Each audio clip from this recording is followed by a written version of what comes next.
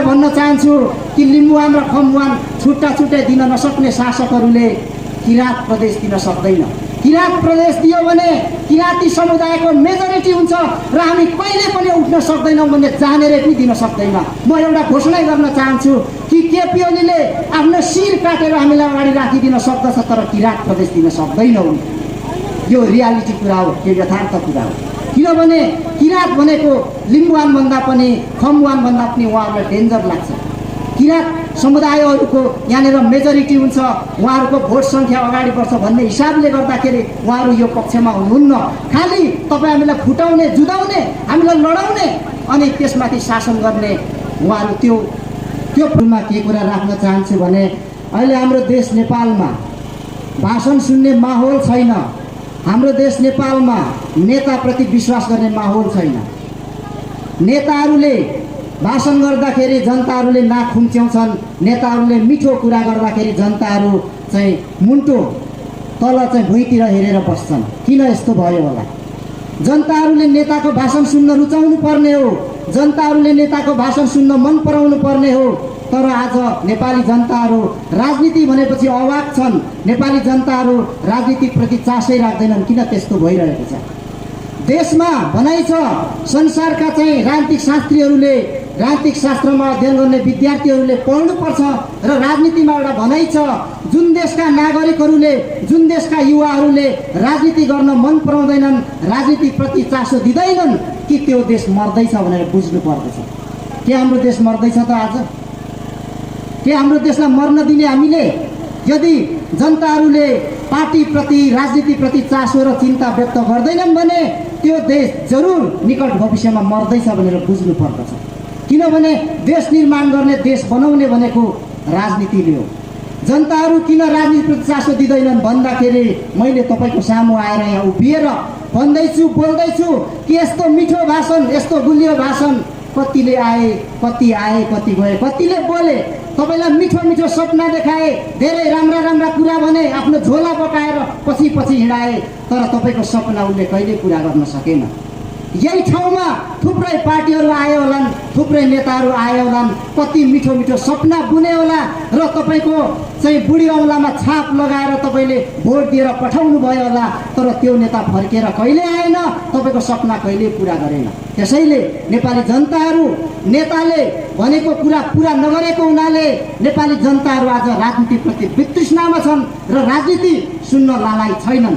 तर हामी भन्न चाहन्छौँ कि राजनीतिप्रति जुन देशका जनताहरूले चासो दिँदैनन् त्यो जरुर त्यो मुलुक मर्दैछ। त्यसैले हामी सचेत युवाहरूले, हामी सचेत यो पुस्ताले देश मर्न दिनु हुँदैन, देशलाई बचाउनु पर्दछ। समाज मर्न दिनु हुँदैन, समाज बचाउनु पर्दछ, समाजलाई जागरुक बनाउनु पर्दछ। त्यसको निम्ति तपाईँ हामीले आजैदेखि प्रण गरौँ, सङ्कल्प गरौँ कि हामीले राजनीतिप्रति चासो दिनै पर्छ। राजनीतिले नै हो मुलुक बनाउने। हेर्नुहोस्, हामीले धेरै युद्धहरू हेऱ्यौँ। हाम्रा बाजेहरूले राणाको विरुद्धमा लड्नुभयो, हाम्रा बुवाहरूले पञ्चायतको विरुद्धमा लड्नुभयो, हामीले पनि लड्यौँ पञ्चायतको विरुद्धमा। हामीले चाहिँ बहुदल ल्यायौँ, त्यसपछि 10 वर्षीय जनयुद्ध आयो, त्यसपछि फेरि 62-63 आन्दोलन आयो, त्यसपछि हामीले संहिताको निम्ति लड्यौँ र हामीले दुई-दुईचोटि संविधान सभाको निर्वाचन गरेर संविधान पनि प्राप्त गऱ्यौँ। हामीले हाम्रो देश नेपालमा नयाँ संविधान त प्राप्त गऱ्यौँ, तर हामीले नाम मात्रको संविधान प्राप्त गऱ्यौँ। ती सारा लडाइँहरूले गर्दाखेरि कहिले चाहिँ राणाको विरुद्धमा लड्दै आउँदा, कहिले पञ्चायतको विरुद्धमा लड्दै आउँदा, कहिले चाहिँ बहुदलकै विरुद्धमा कसैले लड्दै आउँदा, चाहिँ हामीले एकात्मक राज्य सत्ताको विरुद्धमा लड्दै आउँदा, राजतन्त्रको विरुद्धमा लड्दै आउँदा हाम्रो देशको अवस्था कस्तो भएको छ? थाङ्ना थितुलो भएको छ, थाङथिलो भएको छ। हाम्रो देशलाई हामीले कतै छाम्न सकिँदैन। हाम्रो देशको कुनै अङ्गमा, कुनै भागमा, कुनै ठाउँमा पनि हाम्रो देश सग्लो छैन। हाम्रो देशको राम्रो मासु कतै पाउन सकिँदैन, किनभने हरेक आन्दोलनहरूले पिटेर चुटेर देशको अवस्था थाङ्ना थुतुलो छ, बिरामी छ देश। तपाईँको म एउटा कुरा जानकारी गराउँ कि तपाईँ हाम्रो पुस्ता एक किसिमले भाग्यमानी पनि हो। हामीले धेरैवटा परिवर्तनहरू हेर्न पायौँ। म एउटा अमेरिकन पूर्व राष्ट्रपति बाराक ओबामाको एउटा भनाइ यहाँहरू समक्ष राख्न चाहन्छु कि 2015 को जनवरीमा यो क्लाइमेट चेन्ज सम्बन्धी चाहिँ पेरिस समिटमा उहाँले भन्नुभएको थियो कि we are the first generation to face impact of the climate change, and we are the last generation who has opportunity to control it. हामी त्यो पहिलो पुस्ता हौं कि यो सबै व्यक्तिहरू भोग्नको निमित्त सहनको निमित्त हामी बाध्य भएका छौं र हामी त्यो अन्तिम पुस्ता हौं कि हामीले यो सुधार्न जरुरी छ कि हामीले यसलाई यो चाहिँ चुनौतीलाई अवसरको रूपमा लिन जरुरी छ। हामीले यसलाई अवसरको रूपमा लिएन भने देश अझै बिग्रेर जान्छ। आज हेर्नुहोस् तथ्याङ्कले के देखाउँछ, देश बिग्रिएर हाम्रो देशमा रोजगारी नभएर शान्ति नभएर हाम्रा देशका युवाहरू तपाईँ तथ्याङ्कले के भन्छ 62 लाख नेपाली युवाहरू म जस्तै तरुणहरू तपाईँ जस्तै तरुणहरू विदेशमा बेल्चा हानिराखेको अवस्था छ। यो मैले भनेको होइन, विश्वको तथ्याङ्कले देखाउँछ नेपाली 62 लाख युवाहरू विदेशमा काम गरिरहेका छन्। टोटल नेपालको जनसङ्ख्या कति हो भन्दाखेरि करिबन 3 करोड। 3 करोडमा 62 लाख कहाँ छन्, विदेशमा बेल्चा हानिराखेका छन्। यो अवस्था के हो, यो अवस्था किन आइरहेको छ, यसप्रति तपाईँ हामी गम्भीर हुने कि नहुने। त्यसैले गर्दाखेरि यो विदेशी नै प्रणालीलाई विदेशी नै परम्पराहरूलाई हामीले रोकेर हाम्रो देशमा स्वरोजगार निर्माण गर्नको निमित्त हाम्रो लडाईँ हो, हाम्रो आन्दोलन हो। संघीय समाजवादी फोरम नेपालको लडाईँ यही हो। अब हेर्नुहोस् नेताहरूले के भन्छन्, हामीले अस्ति भोट दिँदाखेरि सुन्यौँ हामीले काङ्ग्रेसमा पनि भोट दियौँ। काङ्ग्रेसमा किन भोट दियौँ, हामीले घरमै बसी घरमै खाइ काङ्ग्रेसलाई किन भोट दियौँ। काङ्ग्रेसले एउटा मिठो सपना बोकेको थियो कि तिम्रो अधिकार फर्काइदिन्छु, उहिलेदेखि गुमेको लिम्बुवान फर्काइदिन्छु, संविधान त तिमीलाई पनि नागरिक बनाउँछु भन्ने एउटा सपना बाँडेको थियो र काङ्ग्रेसलाई भोट दियौँ हामीले। त्यसपछि एमालेलाई भोट दियौँ र जितायौँ, सत्तामा पुर्यायौँ। एमालेलाई पनि हामीले त्यतिकै भोट दिएको होइन, नेता आएर यहाँ बोलेर उभिएकै बेरमा भोट दिएको होइन। त्यो एमालेले पनि हाम्रो सपना बोकेको थियो, हाम्रो सपनालाई यहाँनिर प्रस्तुत गरेको थियो। त्यो हाम्रो सपना पनि त्यहाँनिर छ। उसले जित्यो भने हाम्रो सपनाहरू पुरा गर्नेछ, हाम्रो बाचाहरू पुरा गर्नेछ भनेर हामीले भोट दिए।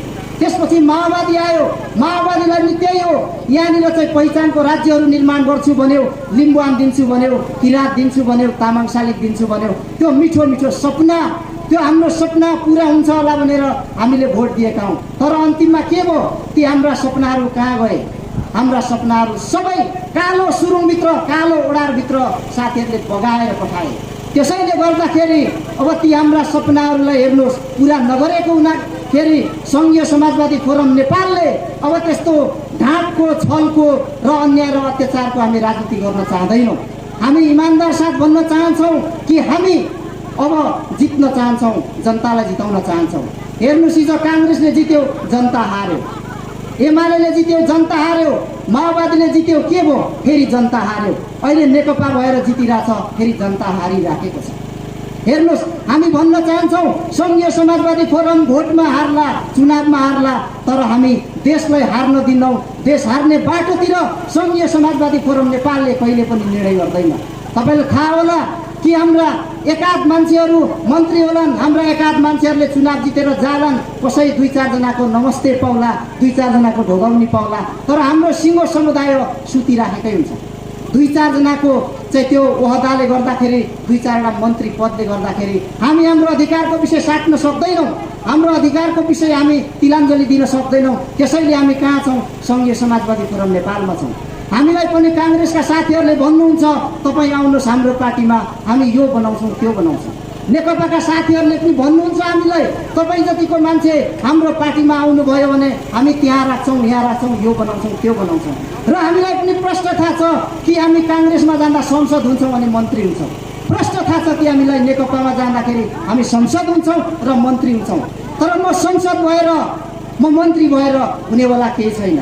एउटा सुभाष नेमाङ मन्त्री भएको जस्तै हो, एउटा इन्द्र आङ्गो मन्त्री भएको जस्तै हो। त्यो एउटा सुभाष नेमाङको मन्त्री पदले गर्दाखेरि सिङ्गो लिम्बुहरूमाथि ढाडमा टेकेर शासन गरिराखेको छ। त्यसैले हामी मन्त्री पदसँग हाम्रो अधिकार साट्न सक्दैनौँ। अहिले हेर्नुहोस् राजनीति कतातिर गइराखेको छ कि अहिले प्रदेश नम्बर 1 को नामाङ्कनको विषयमा खुब बहस चलिराखेको छ। यहाँनिर एउटा तपाईँ हामीलाई रमाइलो कुरा पनि छ।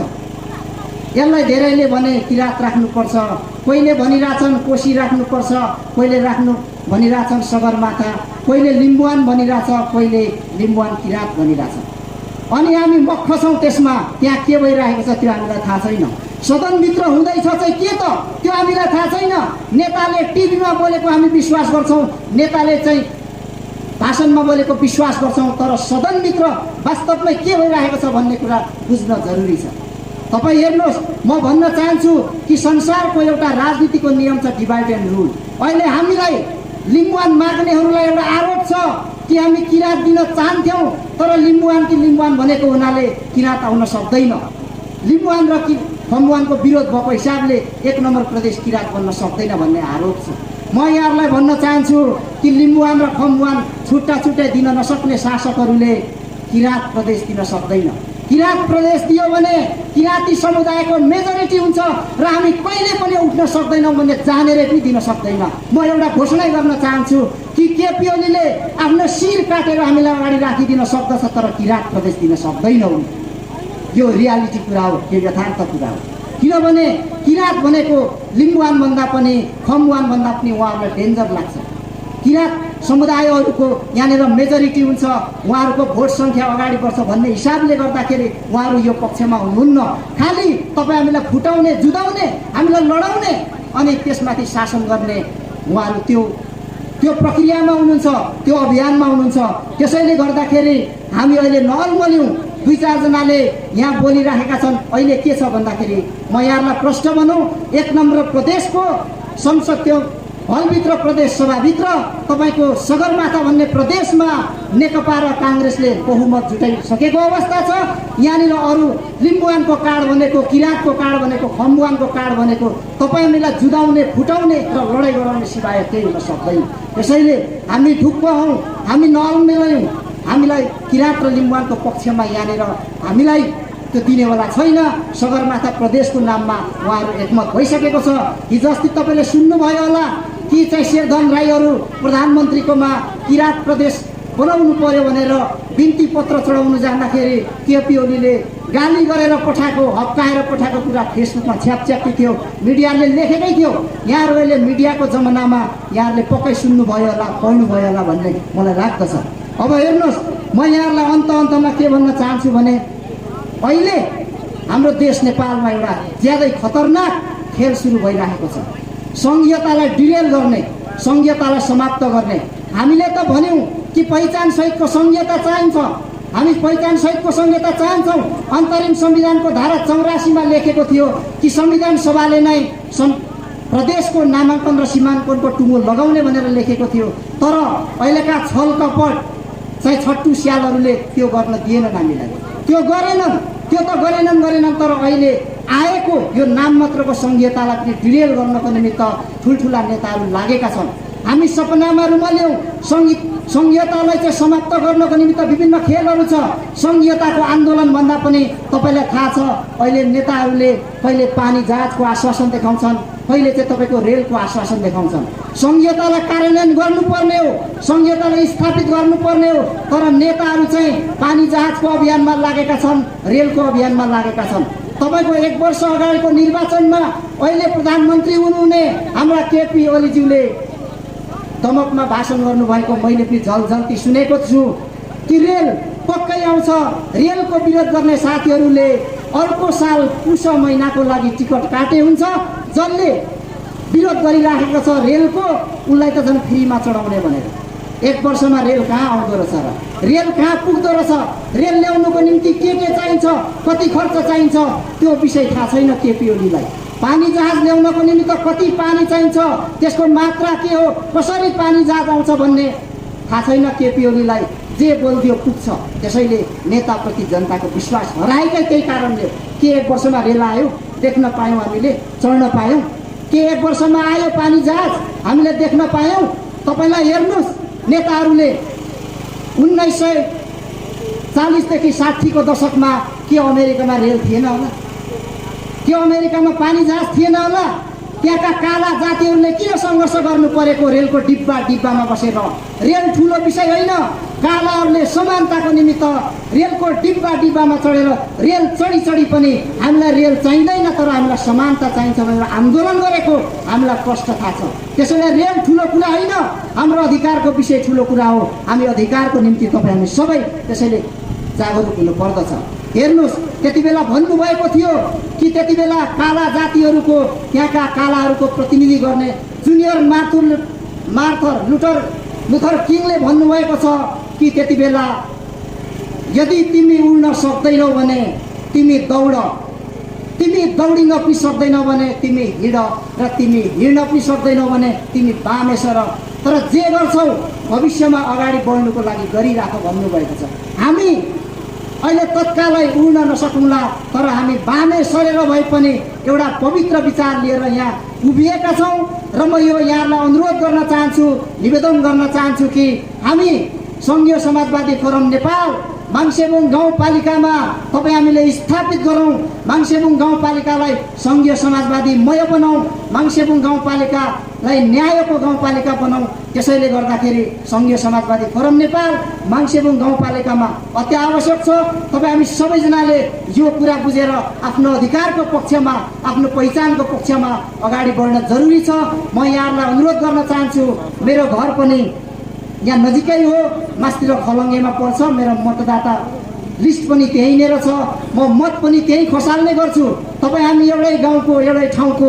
त्यसैले गर्दाखेरि मैले पनि के विचार गरेको छु भने अब माङ्सेबुङ गाउँपालिकालाई एउटा सङ्घीय समाजवादी फोरम नेपालले एउटा आधार इलाका बनाउनेछ र यहीँबाट एउटा चाहिँ पहिचानको लडाइँ सुरु गर्नेछ।